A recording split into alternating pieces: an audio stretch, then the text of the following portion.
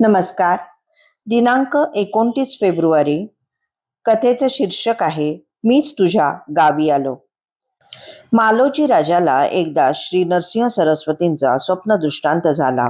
ते म्हणाले, मीच तुझ्या गावात यतिरूपाने असता तू येथे गाणगापुरी येऊन उत्सवासाठी का शिंटूस?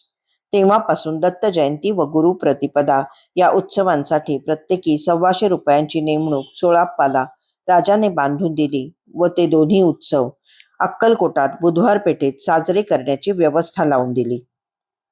सर्व अवतारी पुरुषांचे आणि संत महात्म्यांचे एक महत्वाचे लक्षण असते, ते एकमेकांना अभिन्नपणे पाहत असतात. तेथे मी तूपणा नाही, उच्च नीचपणा नाही, जाती धर्म नाही की पंथ संप्रदाय नाही.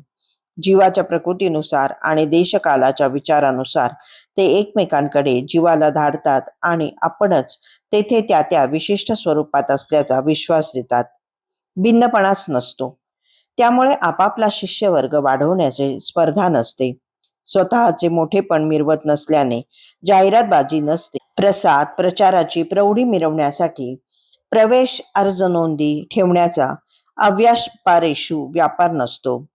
संस्थानच नसल्याने ते चालवण्यासाठी वाढवण्यासाठी वर्गण्या देणग्या गुरुदक्षिणेच्या पेट्या हुंड्याही नसतात. पावती पुस्तकेही नसतात. असले काही करण्याची त्यांना आवश्यकताच नसते. सगळा स्वच्छ पारदर्शक कारभार असतो.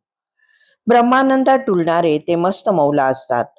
देह ठेवल्यावरही ते एकमेकांशी समाधीतून कबरीतून बोलत असतात. भक्तांच्या स्वप्नात जातात, आदेश आणि प्रत्यय देत असतात.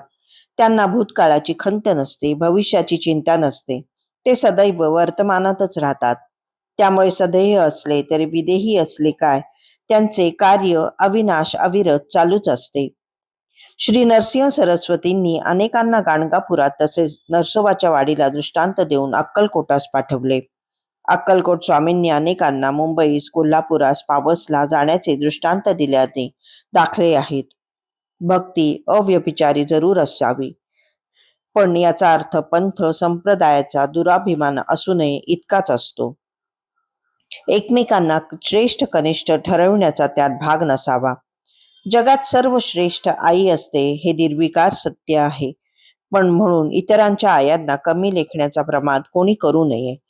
जगात कोठेही आई ही आईच असते हे विसरू नये. गुरुतत्वाचे अद्वैतच हे अवतारी पुरुष संत महंत मिरवीत असतात. खरे तर तोच त्या जीवन कार्याचा पाया असतो. त्यावरच ते लोकांच्या उद्धाराचे कार्य उभारीत असतात.